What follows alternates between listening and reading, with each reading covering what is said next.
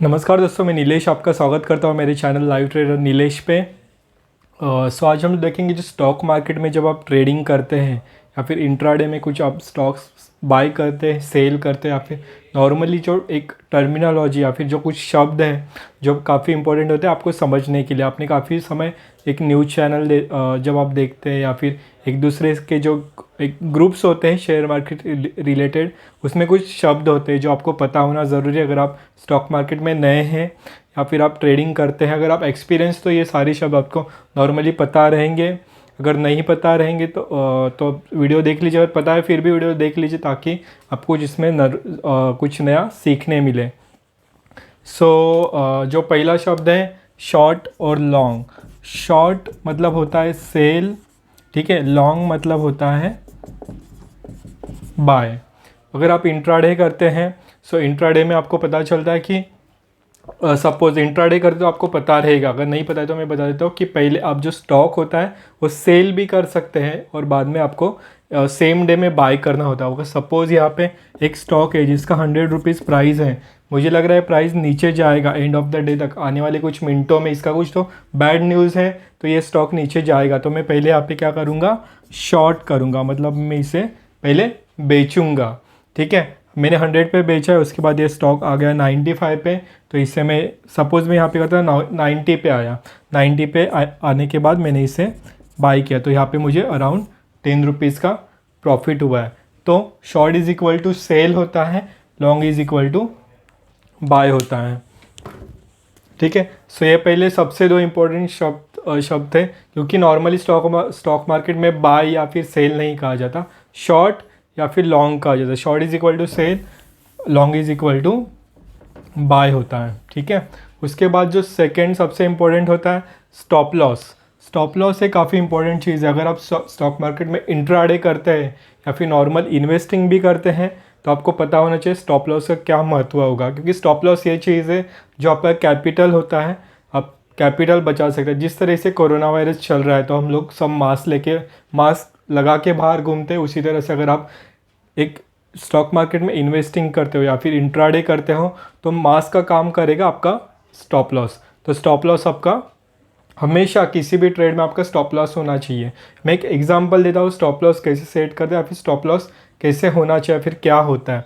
Suppose एक stock है जिसका प्राइस है 100 रुपीज़, मुझे लग रहा है कि ये प्राइस आज ऊपर जाएगा, मतलब ये स्टॉक एक अप जाएगा, ठीक है। तो मैं यहाँ पे इसे एक लॉन्ग करके चलता हूँ, मतलब मैंने इसे बाई किया है। मेरा जो टारगेट है मुझे लग रहा है कि 110 तक ये जाएगा, सो 110 में मैं यहाँ पे मेरा प्रॉफिट बुक कर दूंगा, ठीक है। लेकिन ये स्टॉक 110 पे नहीं गया, बल्कि ये स्टॉक थोड़ा सा ऊपर गया, बाद में नीचे आना स्टार्ट हो गया। या उसके बाद ये आ गया 95 पे, ठीक है। मेरा टारगेट था 110 जो कि नहीं हुआ, अभी ये स्टॉक नीचे आने लगा, मैं ऑलरेडी 5% माइनस में था, ठीक है। यहाँ पे 95 पे भी मैंने बाई नहीं किया तो मुझे लगा कि ये अभी ऊपर आएगा, फिर भी ये ऊपर नहीं आया, ये धीरे धीरे आ गया 90 पे, ठीक है। अभी यहाँ पे मैं 10 रुपये मेरा प्रॉफिट था, 10 रुपये में कमाने वाला था जो मेरा प्रॉफिट टारगेट था, लेकिन ये स्टॉक आ गया 90 पे, अभी 10 रुपये मुझे माइनस बता रहा, ठीक है। फिर भी मैंने रखा, मुझे लग रहा अभी भी ये ऊपर आएगा, 100 पे आएगा तो मैं यहाँ पे प्रॉफिट बुक कर दूंगा या फिर नो लॉस नो प्रॉफिट पे निकल जाऊंगा। उसके बाद ये स्टॉक आ गया 85 पे, 85 पे भी मैंने नहीं निकाला, उसके बाद 80 पे आ गया और ये स्टॉक धीरे धीरे नीचे ही आते रहा और एंड ऑफ द डे मैंने देखा ये स्टॉक अराउंड 60 पे आ गया। आपका 10 रुपये आप कमाने वाले थे, लेकिन 10 रुपये के बदले आपने यहाँ पे 40 रुपये गवा दिए। यही होता है 40 पॉइंट भी अगर गवा दिए तो। हमेशा एक जब भी आप इंट्राडे करते हो, ट्रेडिंग करते हो, तो आपको पता होना चाहिए कि जो मेरा प्रॉफिट टारगेट क्या होगा और मेरा स्टॉप लॉस क्या होगा। नॉर्मली लोग बोलते हैं कि स्टॉक मार्केट में जो आपका रिस्क रिवॉर्ड रेशियो होना चाहिए 1:2 या फिर 1:2.5, 1:3 या 1:4 का होना चाहिए। तो हमेशा जो आपको स्टॉप लॉस रहेगा उसी प्रोपोर्शन में आपको सेट करना चाहिए। अगर मैं यहाँ पे 10 रुपीज़ यहाँ पे मैं प्रॉफिट करूँगा तो लॉस कितना करूँगा, 5 पॉइंट करूँगा। बेसिकली हमेशा अगर यहाँ पे मैं 95 में निकाल देता तो ये 35 पॉइंट मेरा सेव हो जाता। अगर मैं 90 पे भी निकाल देता तो यहाँ पे मेरे जो 20 पॉइंट गए वो निकाल देता। कोई भी स्टॉक अगर नीचे आता है तो उसको नीचे ही आना है, वो कभी ऊपर नहीं आएगा विदाउट एनी रीज़न। 10 में से 2 बार ये हो सकता है कि नीचे जाने के बाद वो ऊपर आए, लेकिन आपका स्टॉप लॉस भी एकदम परफेक्ट होना चाहिए। सो स्टॉप लॉस क्या करेगा, जो आपका कैपिटल है वो सेव करेगा, आपकी जान सेव करेगा। अगर आपके पास कैपिटल रहेगा तो ही आप दूसरे दिन स्टॉक मार्केट में ट्रेडिंग कर पाएंगे। सो आपका कैपिटल हमेशा आपके पास होना चाहिए। अगर कैपिटल रहेगा तो आप ट्रेडिंग करेंगे, अगर कैपिटल नहीं रहेगा, कैपिटल पूरा आप उड़ा देंगे या फिर लॉस कर देंगे, सो आप स्टॉक मार्केट में ट्रेडिंग कैसे करेंगे। सो हमेशा अपनी जान बचाइए, कैपिटल बचाइए, ठीक है। कुछ डाउट रहेगा तो आप कमेंट बॉक्स में डाल सकते हो। और थर्ड पॉइंट है अपना पार्ट प्रॉफिट, ठीक है। ये पार्ट प्रॉफिट कैसे हम लोग सेट करते हैं नॉर्मली,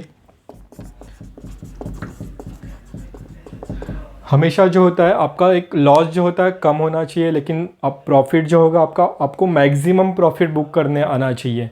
लोग क्या करते हैं गलती से, हमेशा नॉर्मली जो एक न्यू ट्रेडर्स होते हैं, अभी जो फर्स्ट लेवल के ट्रेडर्स होते हैं, वो क्या करते हैं, जो अपना लॉस होता है वो हमेशा बढ़ा देते हैं, लॉस एवरेज करते करते करते उसको बड़ा कर देते हैं। लेकिन जो प्रॉफिट जब भी उनको होता है तुरंत प्रॉफिट में निकल जाते हैं, और अपना जो प्रॉफिट होता है वो एक्चुअली बड़ा होना चाहिए, उससे हम लोग लिमिटेड रखते हैं। यहाँ पे जैसे मैंने बोला था कि 110 पे मैं बेच दूँगा, 110 पे मैं बाय करके मेरा 10 पॉइंट्स निकालूंगा, लेकिन लॉस मैंने कितना किया, 40 पॉइंट्स का। तो ये आपको नहीं करना है। और जो आपका प्रॉफिट रहेगा, लॉस रहेगा, लॉस हमेशा कम होना चाहिए, प्रॉफिट हमेशा ज़्यादा होना चाहिए। अगर ये प्रॉफिट आप ज़्यादा करना चाहे तो क्या क्या करेंगे, यहाँ पे मैं एक एग्जांपल देता हूँ कि 100 रुपीज़ का स्टॉक है, ठीक है। मैं इसके 100 रुपीज़ के स्टॉक के मैं यहाँ पे 400 क्वान्टिटीज़ मैंने बाई किया है। क्वान्टिटी मेरा कितना है, 400 है, ठीक है। मेरा टारगेट जो है 110 का है। तो यहाँ पे मेरा मतलब होता है कि अगर 100 रुपीज़ में मैंने बाई किया है, लॉन्ग किया है, तो 110 पे मैं मेरा प्रॉफिट बुक कर दूंगा। लेकिन आपको यहाँ पे क्या करना है, अगर प्राइस ऊपर जा रहा है तो यहाँ पे कुछ तो रीज़न है जो ऊपर ही जा रहा है, और ये हमेशा ऊपर ही जाते रहेगा उस सेम डे के लिए। तो आपको यहाँ पे एक 110 पे अपना प्रॉफिट बुक कर देना चाहिए। लेकिन कितना कि 400 में से यहाँ पे मैंने सिर्फ 200 क्वांटिटी सेल कर दिया, मतलब मैंने 200 क्वांटिटी यहाँ पे बेच दिया, 200 अभी भी मेरे पास है। तो यहाँ पे मैं मेरा जो 200 क्वांटिटी बाकी रहेगा, 200 क्वांटिटी उससे मैं 115 पे सेल करूँगा। तो इससे जो मेरा प्रॉफिट रहेगा मैक्सिमम होगा।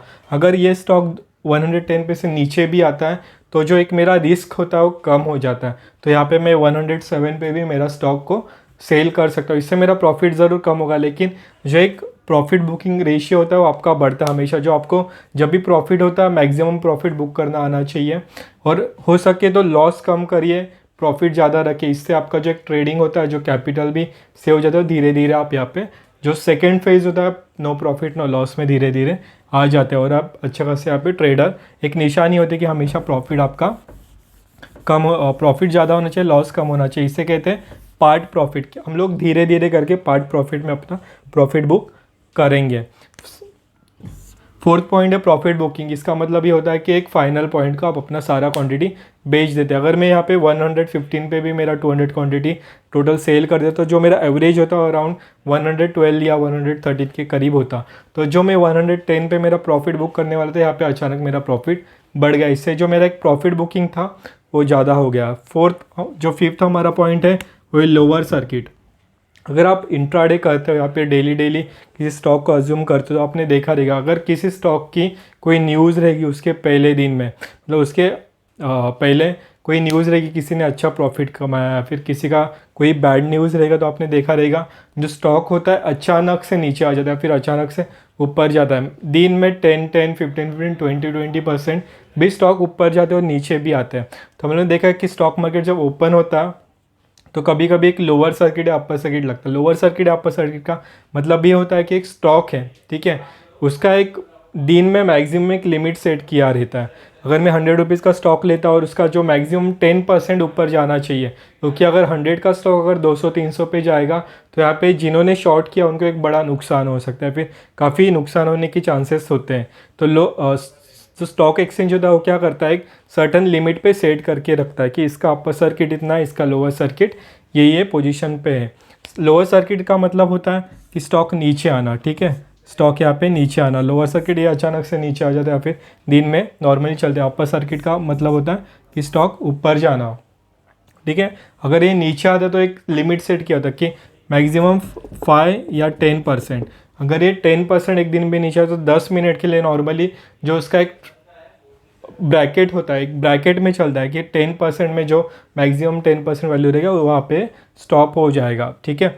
और उसके बाद ये उस कंटिन्यू नीचे नहीं आएगा, 10 मिनट के लिए यहाँ पे उसका ट्रेडिंग रुकाया जाता है उस स्टॉक के लिए। 10 मिनट के बाद फिर से वो लोग सर्किट रीओपन कर देते हैं, मतलब इससे दोबारा एक 5% का यहाँ पे नीचे वैल्यू सेट किया जाता है। तो ऐसे लोअर सर्किट लगते जाता है, क्योंकि अगर अचानक से प्राइस नीचे आ जाएगा तो यहाँ पे प्रॉब्लम हो जाए। तो ये इससे लोअर सर्किट कहते हैं कि एक 10% में लोअर सर्किट लगा, इसके बाद 5% में सेम लाइक यहाँ पे अपर सर्किट होता है। अगर 10% ऊपर गया 10 मिनट के लिए यहाँ पे स्टॉप कर देते हैं, फिर से 10 मिनट के बाद रीओपन होता है और 5% ऐसे ऊपर जाते रहता है। आपने देखा रहेगा कि ये जो स्टॉक्स होते हैं वो कंटिन्यूसली ऊपर कभी कभी अपर सर्किट मारते रहते हैं। मैंने खुद देखा कि जो ग्लेनमार्क का एक न्यूज़ था कोरोना का मेडिसिन के ऊपर, उस दिन ये स्टॉक 35% ऊपर तक गया था, 35%।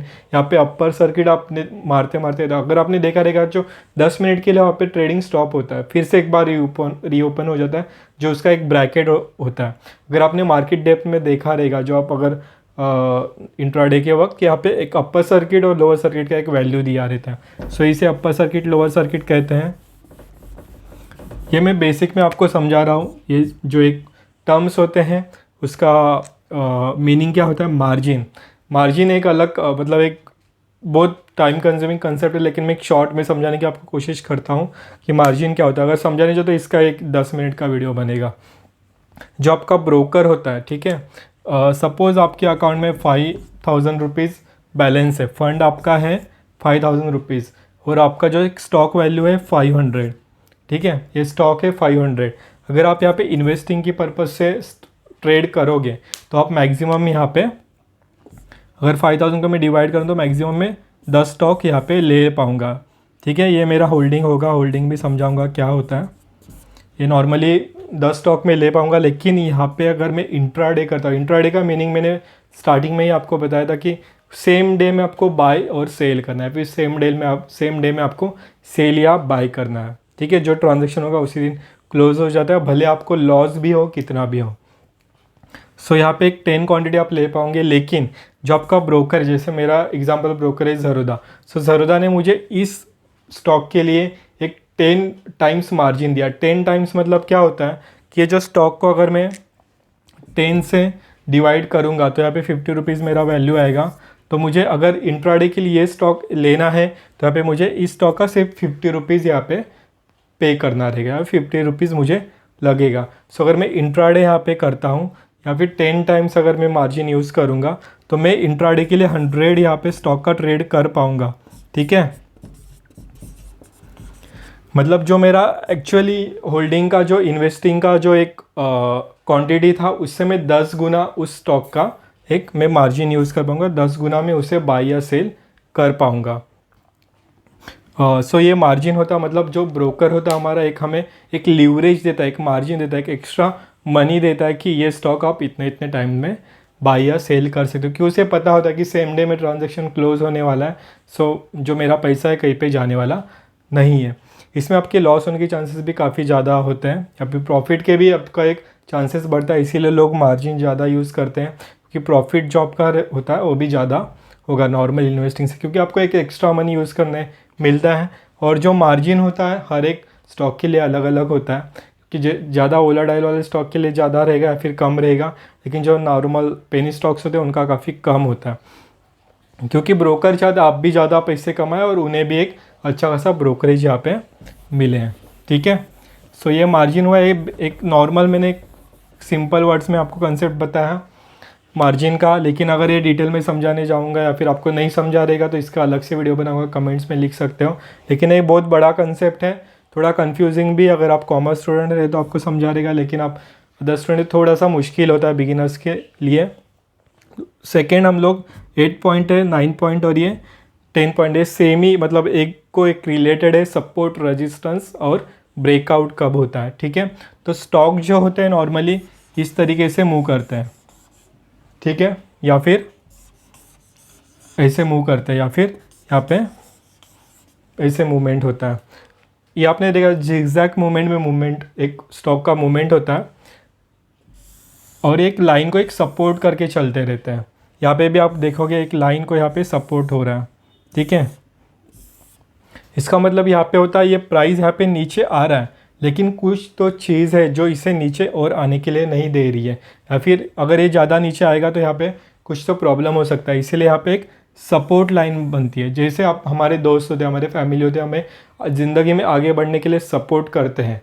अगर हम कभी भी एक डाउन हो जाए तो वो हमें सपोर्ट करते हैं कि भाई आगे बढ़ो, इससे कम मत आओ, या फिर एक नॉर्मल हमें एक सपोर्ट होता है, इसे कहते हैं सपोर्ट। ठीक है, ये इसका सपोर्ट लाइन है, यहाँ पे भी एक सपोर्ट लाइन है। मतलब जब ये नीचे आता है स्टॉक प्राइस यहाँ पे, तो एक सपोर्ट होता है कि सपोर्ट क्या करता है, वहाँ पे एक बाई करता है, मतलब बाइंग करता है और फिर से प्राइस को ऊपर लेके जाता है, तो ये सपोर्ट होता है। उसके बाद रेजिस्टेंस। रेजिस्टेंस मतलब क्या, अगर हम ज़िंदगी में आगे बढ़ रहे हैं तो आपको पता रहेगा पीछे खींचने वाले भी काफ़ी लोग होते हैं, ठीक है, जो हमारा बुरा चाहते हैं, तो ये उसे रेजिस्टेंस कहते हैं। मतलब ये लाइन जो रहेगा एक रेजिस्टेंस है, ये सपोर्ट है। मतलब प्राइस इससे अगर ऊपर जाएगा तो कुछ तो प्रॉब्लम हो गया, या फिर वो नहीं चाहते, कुछ तो इन्वेस्टर्स होते हैं जो यहाँ पे एक सेलिंग का प्रेशर चालू कर दे, मतलब सेल आउट चालू कर दे। वो क्या कहते हैं, जो उनके पास होल्डिंग रहेगा, जो स्टॉक्स रहेंगे यहाँ पे हाई प्राइस पे सेल कर देते हैं।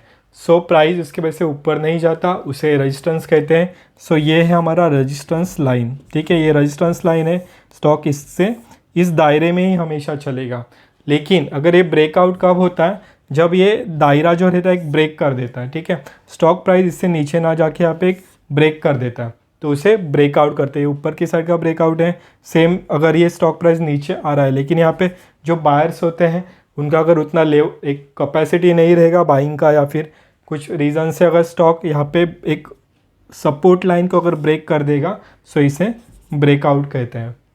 देख एकदम सिंपल एक नॉर्मल एग्जांपल देके मैंने समझा। मेरे यहाँ पे ब्रेकआउट होता मतलब प्राइस नीचे आ गया। सो ये नॉर्मली मैं जब ट्रेडिंग करता हूँ तो ये टर्म यूज़ करता हूँ, तो मुझे काफ़ी कि जो मेरा एक लैंग्वेज होता है कभी कभी समझ में नहीं आता है। फिर अगर आप नए हो तो आपको ये बिल्कुल ये वर्ड्स पता नहीं रहेंगे, सो बिल्कुल ये यूज़फुल रहेगा। सो जब भी यहाँ पे ब्रेकआउट होता है तो आपको समझ में आएगी ब्रेकआउट किसे कहते हैं, कि जब ये सपोर्ट या रेजिस्टेंस लाइन ब्रेक करता है तो यहाँ पे ब्रेकआउट होता है। सपोर्ट रेजिस्टेंस लाइन ये काफ़ी सारे टाइम फ्रेम में बनते हैं। टाइम फ्रेम क्या होता है ये भी बता देता हूँ, क्योंकि यहाँ पे मैंने नोट नहीं किया था। सो नॉर्मली टाइम फ्रेम जो होता है, जो हम लोग कैंडल्स देखते हैं, चार्ट देखते हैं, वो एक टाइम फ्रेम पे सेट होता है। मतलब 1 minute, 2 minute, 3 minute, 5 minute, 15 minute, 1 hour, 1 week, 1 day, 1 year, मतलब एक टाइम पीरियड का हाई लो ओपन क्लोज पे ये जो कैंडल बनते रहते हैं वो टाइम फ्रेम पे यहाँ पे सेट होते हैं। ठीक है, सो और ये कुछ ऐसे वीडियोस हैं, कुछ और भी यहाँ पे अगर आपको टर्म्स के अगर मीनिंग पता करने रहेंगे तो आप कमेंट बॉक्स में लिख सकते हैं। ये मैंने छोटी सी कोशिश की है मेरे तरफ से कि ये जो नॉर्मल टर्म्स मैं यूज़ करता हूँ, जब भी आपने मेरा लाइव स्ट्रीम देखा रहेगा लाइव सेशन में, तो देखा रहेगा कि ये नॉर्मली टर्म्स मेरे मुंह पे होते हैं और ये मैं नॉर्मली यूज़ करता हूँ। सो आपका एक मीनिंग नॉर्मली मैंने समझा, डेप्थ में नहीं है। अगर आप फुल डिटेल में जाना चाहते हैं इसके बारे में वीडियो ज़रूर बनाऊंगा, कमेंट बॉक्स में हम लिख सकते हैं। चैनल को अभी तक सब्सक्राइब नहीं किया है तो प्लीज़ सब्सक्राइब कीजिए दोस्त, क्योंकि मुझे काफ़ी यहाँ पे एफर्ट लेना पड़ता है ये सब करने के लिए। सो एक अप्रिसिएशन दीजिए, चैनल को सब्सक्राइब कीजिए, बेल आइकन को प्रेस कीजिए, ताकि मैं जब भी लाइव स्ट्रीम करता हूँ आपको नोटिफिकेशन जाए। हमेशा मैं लाइव स्ट्रीम करता हूँ नोटिफिकेशन जाएगा आपको। लाइक कीजिए वीडियो, कुछ आपके डाउट्स रहेंगे, क्वेरीज रहेंगे तो कमेंट बॉक्स में आप लिख सकते हो। So guys thank you for watching my video. Please अंत तक देखने के लिए धन्यवाद। चैनल को प्लीज़ सब्सक्राइब कीजिए यार।